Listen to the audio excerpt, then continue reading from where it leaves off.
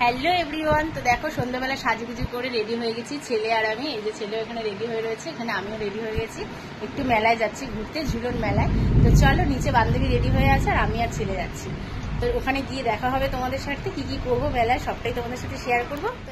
তো দেখো আমরা মেলাতে পৌঁছেই গেছি। এটা কিন্তু আমাদের ইছাপুরের নবাবগঞ্জের ঝুলন মেলা। এটা অনেক বছরের পুরনো একটা ঝুলন মেলা।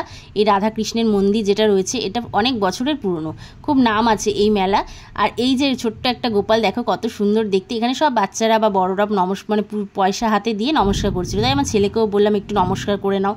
তো তারপরে দেখো এই যে এখানে যেহেতু পূর্ণিমার শেষ, তো রাধাকৃষ্ণের ঝোলাটাও বন্ধ হয়ে গেছিলো। আমরা ভেবেছিলাম রাখি পূর্ণিমার দিনই যাব, কিন্তু কোনো কারণে যাওয়া হয়নি। তো তার পরের দিন গেছিলাম। আর এই যে মিকি মাউস, আমার ছেলে যখনই কোনো মেলায় যাবে তখনই এই মিকি মাউসে চড়ার বায়নাটা বাড়ি থেকেই করে। ওর কোনো মানে বলো তো কি খাওয়া বা কোনো খেলনা কেনার এইসবের দিকে কোনো ন্যাক নেই, শুধু মিকি মাউসে গিয়ে ওই কুস্তাকুস্তি করবে, এটাই ওর ভালো লাগে।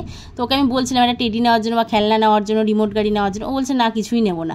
তো আমি এগুলো ঘর সাজানোর জন্য দেখছিলাম আর কিছু কাপ প্লেট নিচ্ছিলাম। আমার বান্ধবী নিয়েছিল কাপ প্লেট, আমি এই যে এই কাপটা নিয়েছিলাম, আমার বান্ধবী এই চীনামাটির কাপটা নিয়েছিল। তারপরে ওখান থেকে দেখো দোলনা থেকে বেরিয়ে আমার ছেলে তো পুরো হাঁপিয়ে গেছে জল খাবে বলে। তো এখানে জুস ছিল, মানে মকটেলের একটা স্টোর ছিল। তো এখান থেকে আমরা ম্যাঙ্গো জুসটা খেয়েছিলাম।